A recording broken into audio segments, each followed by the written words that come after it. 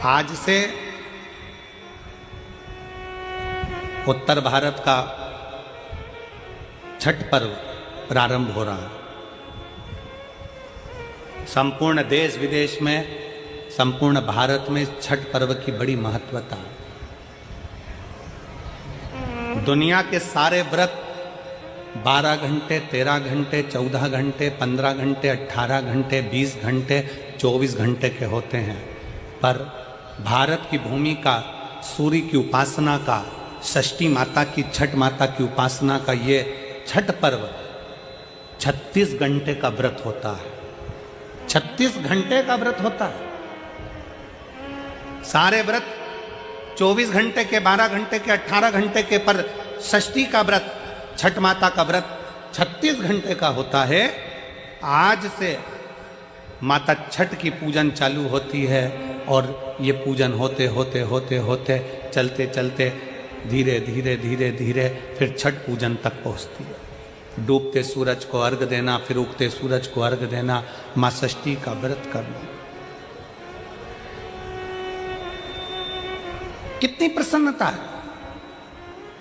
ये छठ का पर्व, ये छठ की उपासना, ये उत्तर भारत के बिहार, उत्तर प्रदेश में जहां जहां पर छठ की पूजन करने वाले भक्त रहते हैं, वो ये दिखाते हैं कि छठ पर्व की परिभाषा क्या है।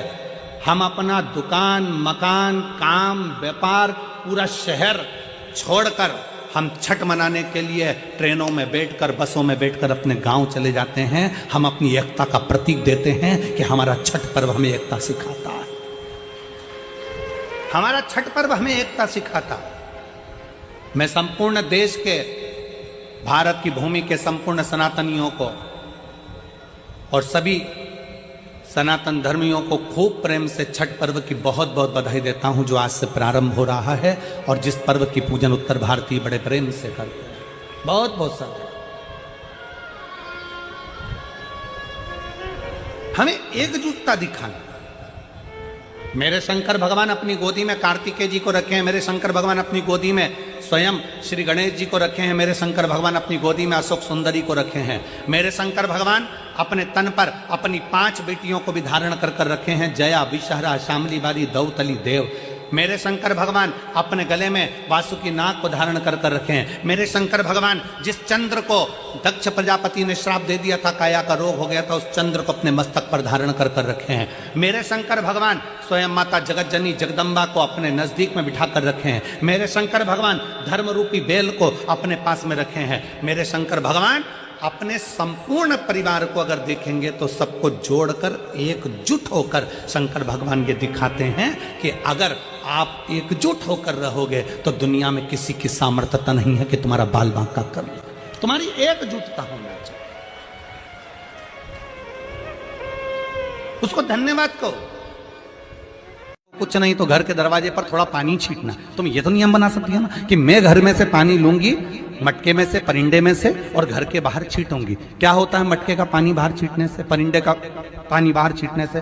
तो गरुड़ पुराण के अंतर्गत लिखा है 3 अंश के अंदर कि हमारे घर का जो मटका होता है वो मटका परिंदा कहलाता है। परिंदा का मतलब होता है पितरों का स्थान।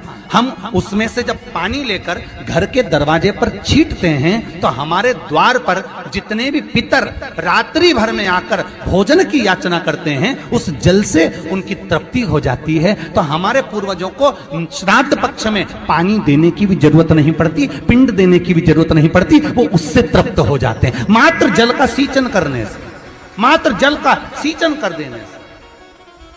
आप कोई नियम मत बनाओ। एक नियम तो बना सकते हो कि पानी बाहर छीटूंगी, एक नियम तो बना सकते हो कि मैं परिंदे पर दिया लगाऊंगी, एक नियम तो बना सकते हो कि मैं दरवाजे पर दिया लगाऊंगी, एक नियम तो बना सकते हो कि एक चावल का दाना मैं प्रतिदिन शंकर जी को चढ़ाऊंगी। ज्यादा नहीं, केवल एक दाना मैं शिव जी को चढ़ाऊंगी। नियम बनाओ, कुछ एक नियम बनाकर चलो, आपकी जिंदगी की सार्थकता उसमें प्राप्त होगी। भगवान सामने आकर खड़े हो जाएंगे, सम्मुख में आकर।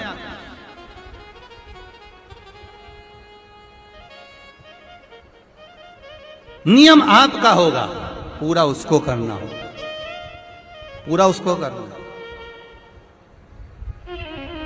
तेरे मंदिर में आना मेरा काम है और मेरी बिगड़ी बनाना तेरा काम। जरा जरा सी बात में हम लेकर बैठ जाते हैं, हम अगर ऐसा करेंगे तो 4 लोग क्या कहेंगे, हम ऐसा करेंगे तो 4 लोग क्या। अरे 4 लोग एक ही चीज कहेंगे और वो आखिरी में कहेंगे राम नाम सत्य है, उसके सिवाय कुछ नहीं कहेंगे। और 4 लोगों के चक्कर में पड़े रहोगे तो आगे का जीवन बिगड़ जाएगा। क्या किसको रोइए, बोलो जम के, चादर तान के सोइए। शिव महापुराण वर्णन करती है किसी भी छठ के दिन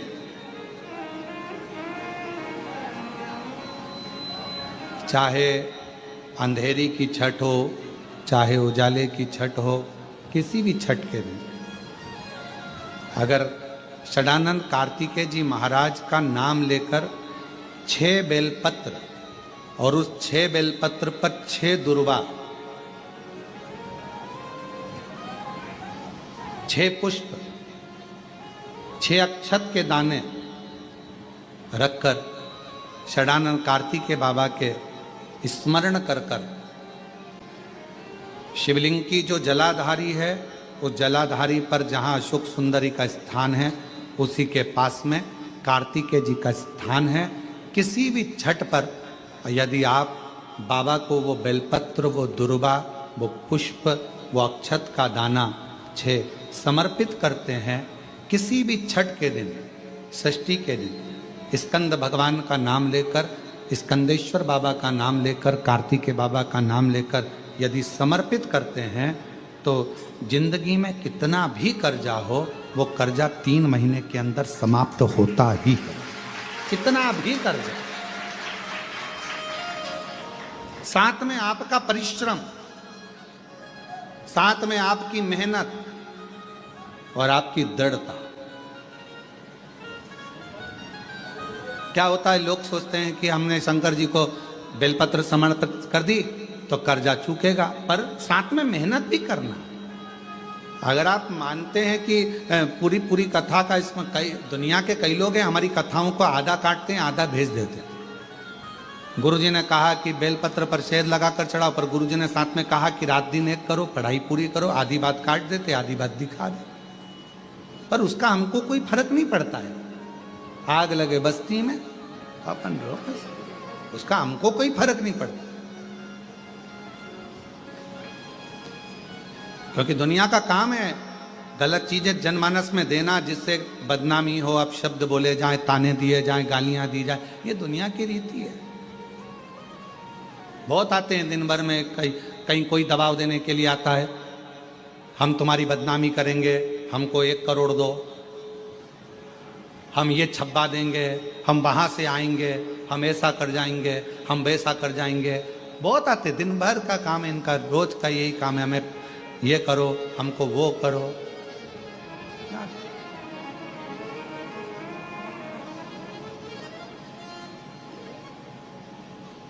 शिव तत्व है, दबाव देने वाले ढेर मिलेंगे, अपशब्द कहने वाले ढेर मिलेंगे, ताना देने वाले ढेर मिलेंगे, पर आप अपनी पूर्ण ऊर्जा के साथ में शिव महापुराण की कथा कहती है। 6 बेलपत्र, 6 पुष्प, 6 दुर्वा, 6 चावल के दाने और साथ में अपना परिश्रम पूर्ण करो। छठ के दिन स्कंद भगवान का नाम लेकर, स्कंदेश्वर का नाम लेकर भगवान शंकर के जलाधारी पर समर्पित करो, शिव जी से प्रार्थना करो और अपनी मेहनत को 4 चांद लगाओ। कर्जा चूकेगा जरूर, समाप्त जरूर। कर्जा का मतलब ये नहीं है कि आप कर्जा करे हो तो मेरे से बन नहीं रहा, मेरे प्राण छूट जाए तो अच्छा, मैं तो मर जाऊं, मैं टेंशन में हूं, मैं डिप्रेशन में हूं, बहुत परेशान हो गया, ऐसा हो गया। ना ना, दुख आता है, जब सुख आया, सुख चले गया तो दुख आएगा, तो दुख भी जाएगा, दुख भी समाप्त होगा, उसमें क्या विचार कर। ऐसा तो नहीं है कि दुख समाप्त नहीं होगा, दुख नहीं जाएगा। सुख आया है, जब हमारे अच्छे दिन अगर समाप्त हुए हैं तो दुख भी समाप्त जरूर होगा, फिर वापस सुख आएगा। थोड़ा हिम्मत, थोड़ा धैर्य, थोड़ा हृदय पर भाव एकाग्रित करो कि नहीं नहीं, मेरा शंभु, मेरा शंकर, मेरा त्रिकालदर्शी, मेरा कैलाशी, मेरा अविनाशी, मेरा शिव मेरा दुख काट।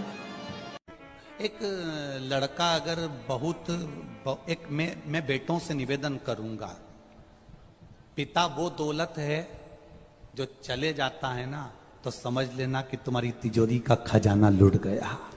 पिता वो दौलत है, पिता वो जायदाद है। अपने पिता को कभी यह मत बताने की कोशिश करना कि तुमसे ज्यादा विद्वान मैं हूं। अपने पिता को कभी यह बताने की कोशिश मत करना कि तुमसे अच्छी दुकान में चला लेता हूं। अपने पिता को कभी यह बताने का प्रयास मत करना कि तुमसे अच्छी नौकरी में कर रहा हूं। अपने पिता को यह कभी बताने का प्रयास मत करना कि तुम जितना नहीं कमाए उससे दुगना मैंने कमाकर गाड़ी खरीदी, बंगला खरीदा, ये बनाया, जेवर बनाया, ये करा, वो करा। अपने पिता को कभी ये मत बताना कि मैं जितना कर सकता हूं उतना तुमने नहीं करा, क्योंकि पिता की बराबरी तुम कभी नहीं कर सकते। क्योंकि पिता पिता होता है, उसने अपना पूरा जीवन जो कमाया वो तेरी विद्या में लगाया, जो कमाया तेरी पढ़ाई में लगाया, जो कमाया तुझे अव्वल बनाने में लगा दिया। खुद दुकान पर भूखा रह रहकर शुगर की बीमारी कर ली। टिफिन आता था, नहीं खाता था। थोड़े दो ग्राहक और देख लेता हूं, दो ग्राहक और देख लेता हूं, थोड़ी देर से खाना खाऊंगा, थोड़ी देर से भोजन करूंगा, थोड़ी देर से रोटी खाऊंगा। दो ग्राहक के चक्कर में मेरे बेटे की फीस जमा करना है। बाहर पढ़ने गया है, मुंबई पढ़ने गया है, पूना पढ़ने गया है, जयपुर पढ़ने गया है, कोटा पढ़ने गया है, जोधपुर गया है, मेरे बेटे की फीस जमा करना है। वो दो ग्राहक ज्यादा के चक्कर में भूखा रहता रहता रहता रहता बीपी और शुगर की बीमारी कर ली। उस पिता की होड़ मत करना जिसने अपने शरीर का एक एक रक्त केवल तेरी जिंदगी बनाने में लगा दिया। उस पिता के ऊपर तो तुझे गौरव उत्पन्न होना चाहिए।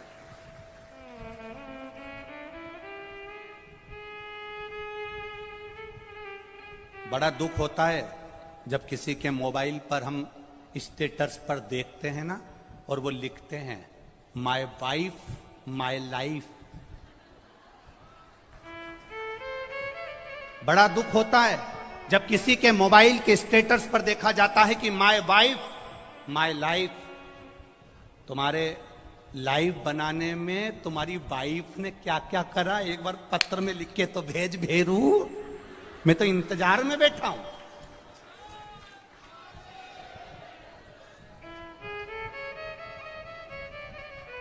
वाइफ तुम्हारी लाइफ नहीं बनाएगी, वाइफ तुम्हारे बच्चों की लाइफ बनाएगी, ये निश्चित है।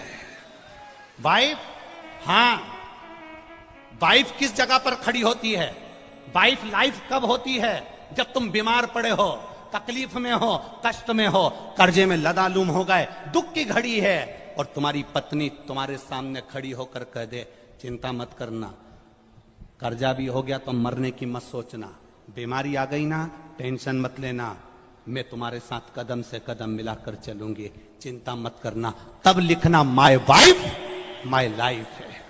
ये मुझे ज्ञान दे रही है, ये मुझे समझा रही है, ये मुझे ज्ञान का स्मरण करा रही है। और नहीं तो अपने मोबाइल पर लिखना चाहिए my father my mother my life. मेरा पिता और मेरी मां ही मेरी लाइफ है, जिसने मेरी जिंदगी बनाई है।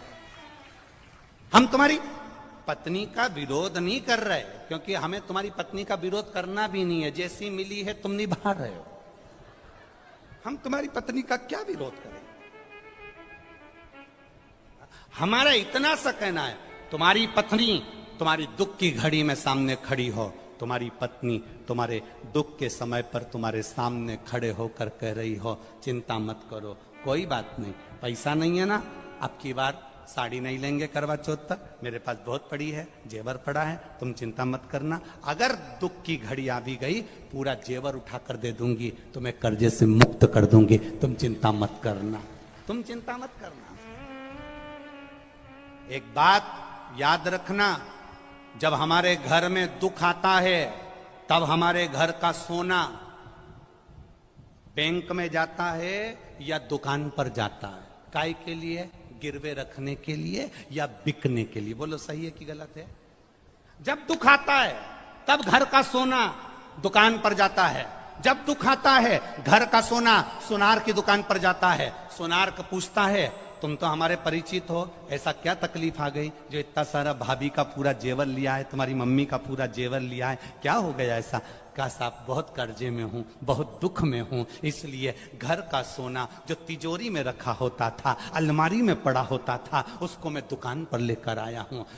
दुख की घड़ी में घर का सोना सुनार की दुकान पर जाता है, सुनार पैसे देता है, तब हमारा कर्जा चूक जाता है। जब दुख की घड़ी में घर का सोना सुनार के पास जाए तो समझ लेना कि दुख की घड़ी में अगर तिजोरी में रखा सोना दुकान तक जा रहा है तो दुख की घड़ी में हमें महादेव के दरवाजे तक जाना है, तो सोना दुकान पर नहीं जाएगा, अपने आप सब काम हो जाएगा। हम दुख की घड़ी में अपनी चैन, अपनी अंगूठी, अपनी मोबाइल, अपना पर्स गिरवे रखी आते हैं, पर हम दुख की घड़ी में महादेव के पास नहीं जाते हैं। बोलो सही है कि गलत है? दुख की घड़ी आई, तुमने सोचा मेरी गाड़ी रख देता हूं, मेरा बंगला रख देता हूं, मेरा ये सामान रख देता हूं, मेरी चेन रख देता हूं, मेरी अंगूठी